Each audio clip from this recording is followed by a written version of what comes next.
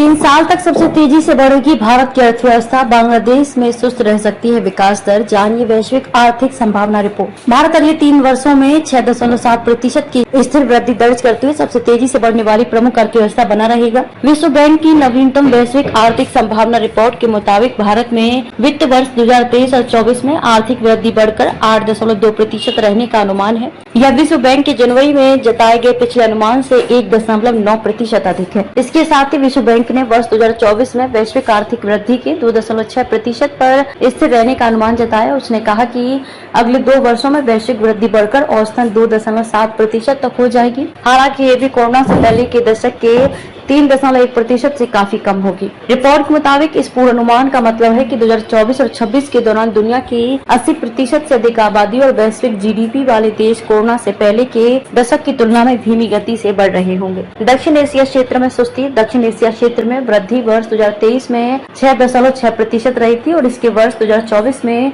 सुस्त पड़कर 6.2% रह जाने का अनुमान है। इस सुस्ती के पीछे का मुख्य कारण हाल के वर्षों में उच्च आधार से भारत की वृद्धि दर में आई नरमी होगी। हालांकि विश्व बैंक को भारत में स्थिर वृद्धि दर के साथ 2025 और 26 में दक्षिण एशिया क्षेत्र की वृद्धि दर 6.2% पर रहने का अनुमान है। इस क्षेत्र की अन्य अर्थव्यवस्थाओं में बांग्लादेश में वृद्धि पिछले वर्षों की तुलना में थोड़ी सुस्त रह सकती है, जबकि पाकिस्तान और श्रीलंका में इसके मजबूत रहने की उम्मीद है। विस्तार की रफ्तार धीमी होने की संभावना। रिपोर्ट कहती है कि भारत दुनिया की सबसे बड़ी अर्थव्यवस्थाओं में सबसे तेजी से बढ़ने वाला देश बना रहेगा, लेकिन इसके विस्तार की रफ्तार धीमी होने की संभावना है। वित्त वर्ष 2023 और 24 में उच्च वृद्धि के बाद 2024 और 25 से शुरू होने वाले 3 वित्त वर्षों के लिए औसतन 6.7% प्रति वर्ष की स्थिर वृद्धि का अनुमान है। इस सुस्ती के लिए मुख्य रूप से उच्च आधार से निवेश में आई मंदी जिम्मेदार है। हालांकि निवेश वृद्धि अब भी पुराने अनुमान की तुलना में मजबूत रहने की उम्मीद है और पूर्वानुमान अवधि में मजबूत बनी रहेगी, जिसमें मजबूत सार्वजनिक निवेश के साथ निजी निवेश भी होगा। सरकारी खपत में धीमी वृद्धि होने का अनुमान। रिपोर्ट कहती है कि निजी खपत में वृद्धि को कृषि उत्पादन में सुधार और मुद्रास्फीति में आई गिरावट से फायदा होने की उम्मीद है। जीडीपी के सापेक्ष चालू व्यय को कम करने के सरकार के लक्ष्य के अनुरूप सरकारी खपत में धीमी वृद्धि होने का अनुमान है।